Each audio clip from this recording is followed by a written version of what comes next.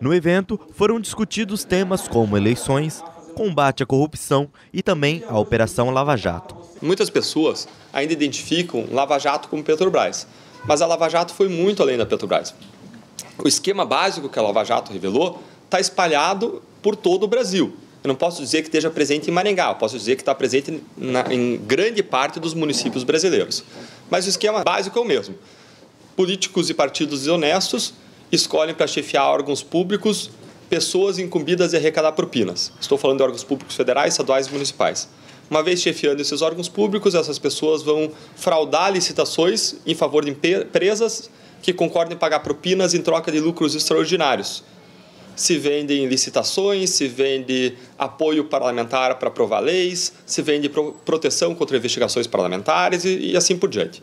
E o dinheiro, esse bolo de propina que é gerado, é colocado em dois lugares. Uma primeira parte vai para o bolso dos envolvidos e uma segunda parte vai para financiar caras campanhas eleitorais. As duas coisas são muito danosas para o nosso país. A força da Lava Jato é a força da sociedade. E, evidentemente, se se quer derrubar a Lava Jato, deve-se retirar o apoio da sociedade. O modo de fazer isso é criando narrativas, é atacando a credibilidade da operação. Então, por isso, existe uma guerra de comunicação nesse caso, uma espécie de guerra de comunicação, e daí a necessidade de nós estarmos sempre próximos à sociedade, como, por exemplo, aqui hoje, conversando com a comunidade em Maringá. Durante a coletiva de imprensa, o procurador falou do sucesso da operação em recuperar parte do dinheiro desviado. Apenas na Petrobras se comprovou o pagamento de propinas superior a 6 bilhões de reais. Os prejuízos apenas da estatal chegam a 42 bilhões de reais. Mas a Lava Jato foi além da Petrobras.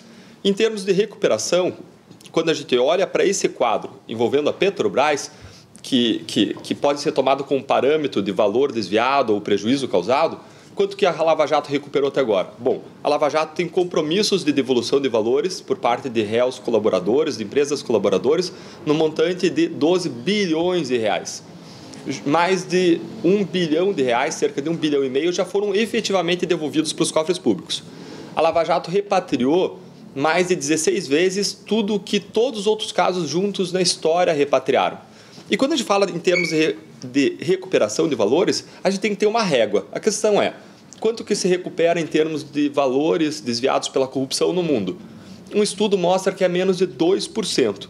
Quando nós falamos que a Lava Jato já tem compromissos de recuperação, de devolução de 12 bilhões e o prejuízo foi de 42 à Petrobras, nós estamos falando aí de uma recuperação efetiva de mais de 25% dos valores, quando no mundo a régua aponta para menos de 2%. Mesmo com todo o esforço e agilidade da operação, ele afirma que a Lava Jato sofre constantes ataques. Sempre que você tem avanços consistentes contra a corrupção, isso não só no Brasil, em qualquer lugar do mundo, existe uma reação, existe contra-ataque.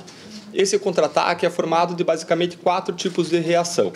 O primeiro tipo de reação é a reação contra as instituições, tentando tirar a independência das instituições. Nós tivemos exemplos disso aqui, por exemplo, aquele projeto de abuso de autoridade que objetivava amarrar investigações legítimas. Um segundo tipo de ataque é o ataque que se coloca não contra a instituição fica lá de pé, não é colocada de joelhos, mas então se atacam os instrumentos que ela tem para trabalhar.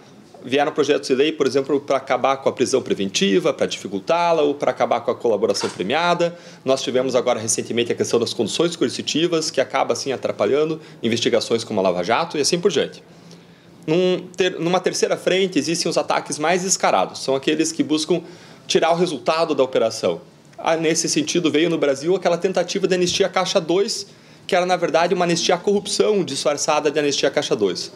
E, por fim, você tem uma série de construção de narrativas, inclusive fake news, ataques à credibilidade dos agentes públicos.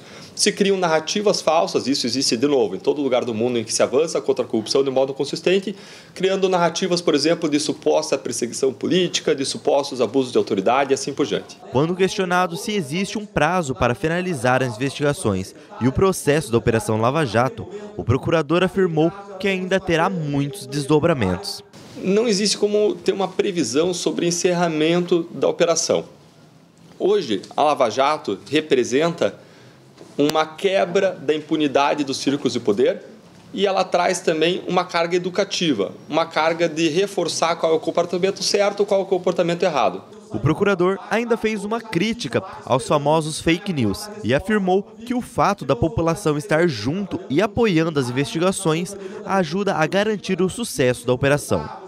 Nós temos, desde o começo da Lava Jato, buscado ter uma interface muito próxima com a sociedade, porque essa não é uma briga de cachorros grandes, é uma briga de um cachorrão com um cachorrinho, e a gente é o cachorrinho.